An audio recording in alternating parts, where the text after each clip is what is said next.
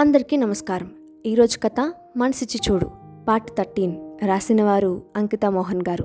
ఇక స్టోరీలోకి వెళ్తే, కళ్యాణ్ ఏంటిది? కళ్యాణ్ కాళ్ళు పైకెత్తి కిందకు దించింది మెల్లగా. వాటర్ తెచ్చి తాగించి మొహమంతా క్లాత్తో తుడిచింది. కాసేపు విశ్రాంతి తీసుకో అని పడుకోబెట్టింది. వేడివేడిగా భోజనం తీసుకువచ్చి తినిపించింది. ఏంటిది కళ్యాణ్, ఎందుకు ఇలా చేశావు? నన్ను ఒంటరిగా వదిలేసి వెళ్ళిపోవాలనుకున్నావా అని తల తన ఒడిలో పెట్టుకొని పడుకుంది. మధు తల నిమురుతూ, నేను ఉంటే నీకే ప్రాబ్లం, అందుకే నేను ఇంకా ఉండాలనుకోవడం లేదు అన్నాడు. నీకేమైనా మెంటలా కళ్యాణ్? ఎందుకు నన్ను ఏదో రకంగా బాధ పెట్టాలని చూస్తావు అంటూ ఏడుస్తుంది. నిజమే చెప్తున్నా మధు, నా వల్ల నీకు బాధ తప్ప సంతోషం లేదు. అలాంటప్పుడు నేను ఎందుకు ఉండాలి చెప్పు అన్నాడు. బాధ అయినా సంతోషమైనా నువ్వు నాతో ఉంటే చాలు కళ్యాణ్, నన్ను విడిచి వెళ్ళాలని అనుకోవద్దు ప్లీజ్ అంది. నా మీద నీకు అసలు కోపం రావడం లేదా మధు? మీ అమ్మగారు చనిపోవడానికి కారణం కూడా నేనయ్యాను. నిన్ను చాలా బాధ పెట్టాను. నా వల్ల మన బిడ్డను కూడా దూరం చేసుకున్నావు. ఇన్ని చేసిన నేను ఏ అర్హతతో ఉండాలి చెప్పు మధు అన్నాడు. అవన్నీ జరిగిపోయిన పాత జ్ఞాపకాలు, వాటిని మళ్ళీ గుర్తు చేయకు కళ్యాణ్. మన మధ్య ఎన్ని గొడవలైనా ఉండవచ్చు, కానీ అది మనల్ని జీవితాంతం విడిదీసేలా ఉండకూడదు కళ్యాణ్. నీ మీద కోపం ఉంది, కానీ అది ప్రేమ కంటే గొప్పది కాదు కదా కళ్యాణ్ అంది. ఏయ్, నీకు ఒక్కసారి చెప్తే అర్థం కావడం లేదా? నువ్వంటే నాకు అస్సలు ఇష్టం లేదు అని మధు గొంతు పట్టుకున్నాడు. కళ్యాణ్ వదులు ప్లీజ్ వదులు అని మొత్తుకుంటూ ఉంది. అయినా వినలేదు. ఎలాగోలా విడిపించుకొని తన గదిలోకి వెళ్ళిపోయింది. తన గదిలోకి వెళ్ళిన మధుకి అప్పుడే పురిటి నొప్పులు స్టార్ట్ అయ్యాయి. నొప్పికి అరుస్తూ గట్టిగా ఏడుస్తుంది మధు. కళ్యాణ్ కాసేపు తర్వాత ఈ లోకంలోకి వచ్చాడు. అప్పుడు మధు ఏడుపులు వినిపించాయి. వెళ్ళి కిటికీలోంచి తొంగి చూశాడు. మధు కింద పడిపోయి ఉంది. అది చూడడం కళ్యాణ్కి ఏం చేయాలో అర్థం కాలేదు. వెంటనే తలుపులు విరగ్గొట్టి తనని 2 చేతుల్లోకి తీసుకొని వెంటనే కార్ తీసుకొని హాస్పిటల్కి వెళ్ళాడు. గౌతమ్ వాళ్ళకి కాల్ చేసి విషయం చెప్పాడు. ఆ సమయంలో సమీరాకు కూడా నొప్పులు మొదలయ్యాయి. తను కూడా హాస్పిటల్కి వచ్చి సమీరాని అడ్మిట్ చేశాడు. 1 గంట తర్వాత ఇద్దరికీ కాన్పైంది. సమీరాకి కొడుకు పుట్టాడు, మధుకి కూతురు పుట్టింది. ఊరిలో ఉన్న ప్రతాప్ ఉమాగారికి విషయం తెలిసి వెంటనే బయలుదేరారు. మధుకి మళ్ళీ వాళ్ళ అమ్మే పుట్టిందని అందరూ చాలా సంతోషంగా ఫీల్ అయ్యారు. కళ్యాణ్ మధు దగ్గరకు వెళ్ళి తన నుదుటి మీద ముద్దు పెట్టుకొని, జాగ్రత్త Madhu, bye, I love you అని చెప్పేసి బయటకు వచ్చేశాడు. గౌతమ్ అయితే చాలా సంతోషంగా ఉన్నాడు. ఏ భర్త అయినా తండ్రి అయితే వచ్చే సంతోషం సూపర్ కదా. సమీరాని చాలా బాగా చూసుకుంటున్నాడు. లేవలేని పరిస్థితుల్లో ఉన్న మధుకి కళ్యాణ్ మాట ఎందుకో చాలా భయం వేసేలా చేశాయి. కంట్లో కన్నీటిని వదులుతుంది. వాళ్ళ బావని పిలిచి కళ్యాణ్ ఇంట్లో ప్రవర్తించిన తీరుని చెప్పింది. కళ్యాణ్ విషయం ఇప్పుడు నీకు చెప్పి నిన్ను బాధ పెట్టలేను మధు అని మనసులో అనుకొని, సరే నేను చూసుకుంటాను మధు, నువ్వు కంగారు పడకు, విశ్రాంతి తీసుకో అని చెప్పి వెంటనే బయటకు వచ్చి కళ్యాణ్కి కాల్ చేశాడు. కాల్ లిఫ్ట్ చేయలేదు కళ్యాణ్. ఇలాంటి హ్యాపీ మూమెంట్స్ ఎందుకు మిస్ చేసుకుంటున్నావు కళ్యాణ్? నీకు ఎలా చెప్పాలనుకొని మళ్ళీ కాల్ చేశాడు. ఈసారి కళ్యాణ్ ఫోన్ లిఫ్ట్ చేశాడు. చెప్పు గౌతమ్ అన్నాడు. ఎక్కడ ఉన్నావు?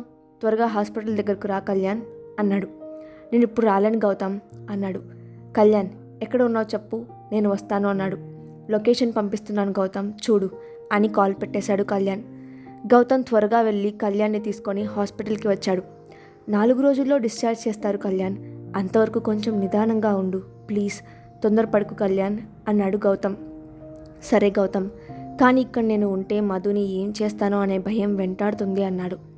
ఏమీ కాదురా అని తీసుకొని వెళ్ళాడు. పిల్లలు చాలా ఆరోగ్యంగా ఉన్నారు. ఫ్యామిలీ అంతా సంతోషంగా ఉన్నారు. మధు కూడా ఆ బేబీని చూసుకొని చాలా హ్యాపీగా ఉంది. మరో 2 రోజుల్లో సతీష్ పెళ్ళి కూడా ఉంది. కళ్యాణ్ని ఒంటరిగా పంపించడం ఇష్టం లేక గౌతమ్ కూడా వెళ్ళాలనుకున్నాడు. కళ్యాణ్ మధు ఉన్న రూమ్లోకి వచ్చి పాపని ఎత్తుకున్నాడు.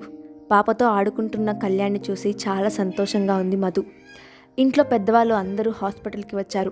పిల్లల్ని చూసి చాలా మురిసిపోయారు. సతీష్ ప్రియ పెళ్ళి కూడా అయిపోయింది. సమీరా మధుని తీసుకొని ఇంటికి వచ్చారు. 11 రోజుల తర్వాత వాళ్లకు బారసాల చేస్తున్నారు. పిల్లలకు పేర్లు గౌతమ్ సమీరా కొడుకు పేరు అర్జున కృష్ణ, కళ్యాణ్ మధు కూతురు పేరు సంజన కళ్యాణ్ అని నామకరణం చేశారు. ఫ్యామిలీ అంతా సంతోషంగా ఉన్నారు. కళ్యాణ్లో కూడా కొంచెం మార్పు వస్తుంది. మధు డెలివరీ అయిందని తెలిసి కళ్యాణ్ వాళ్ళ అమ్మా నాన్న కూడా వచ్చారు. కానీ కళ్యాణ్తో మాట్లాడలేదు వాళ్ళు. అది కళ్యాణ్కి బాధగా అనిపించినా అందరికీ దూరంగా ఉండడమే మంచిది, తర్వాత ఎవరూ నా కోసం బాధపడరు కదా అనుకున్నాడు.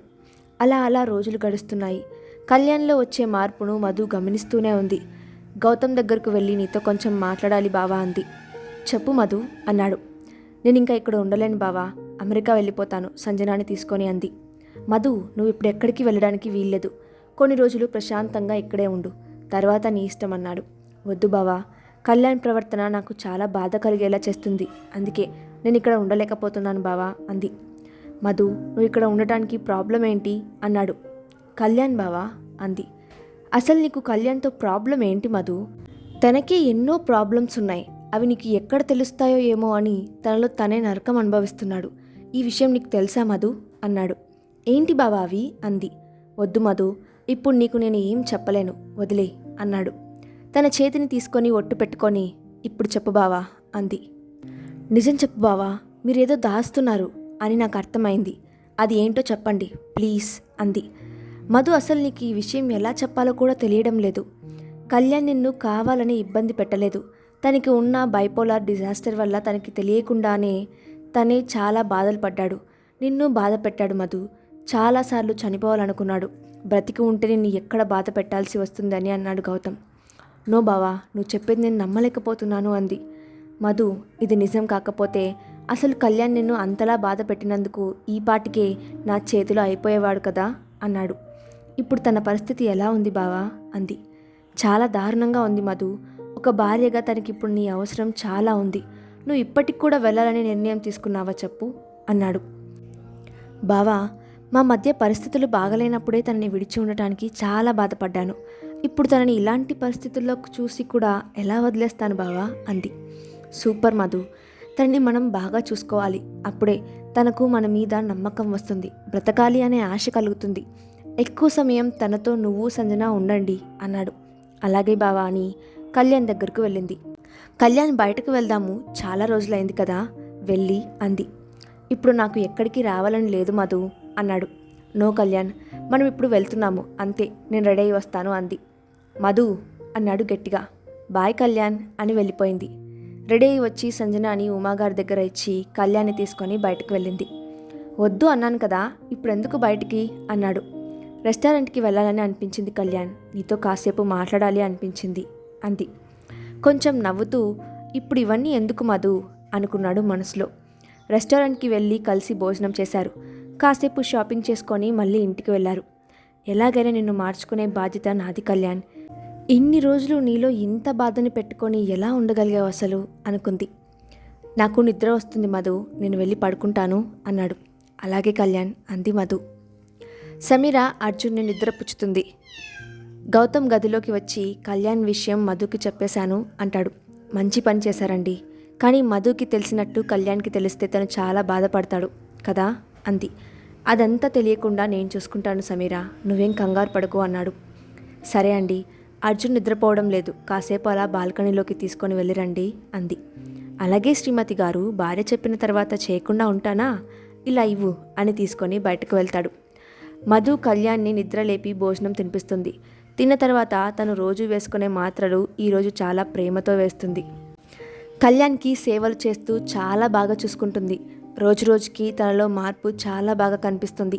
కళ్యాణ్ దగ్గరకు వెళ్ళి ఈరోజు అత్తయ్య వాళ్ళ ఇంటికి వెళ్దాము అంటుంది మధు. ఇప్పుడెందుకు అక్కడికి? వద్దు మధు అంటాడు. ప్లీజ్ కళ్యాణ్, అత్తయ్య గారు కాల్ చేశారు రమ్మని, మనవరాల్ని చూసుకోవాలంట అంది. అలాగే, కానీ వెళ్ళిన తర్వాత త్వరగా ఇంటికి తిరిగి వచ్చేద్దాము అన్నాడు. సరే మీ ఇష్టం, కానీ అక్కడ మీరు అయిష్టంగా ఉండకండి, వాళ్ళు మీ అమ్మ నాన్న అనే విషయం మర్చిపోకండి ప్లీజ్ అంది.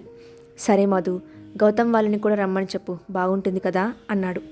అలాగే అండి అంది. సమీరాకి చెప్పింది విషయం. వెంటనే గౌతమ్కి కాల్ చేసింది సమీర. సరే, నువ్వు బాబుని తీసుకొని మధు వాళ్ళతో వెళ్ళు, నేను ఆఫీస్ నుంచి ఇటే వచ్చేస్తాను అన్నాడు గౌతమ్. సరే అండి అంది సమీర. కళ్యాణ్ వాళ్ళు ఇంటి నుంచి బయలుదేరారు వాళ్ళ ఇంటికి. మధ్యలో సతీష్ కాల్ చేశాడు, రేపు ఇంటికి రండి అని. సరే తప్పకుండా వస్తాము అన్నాడు.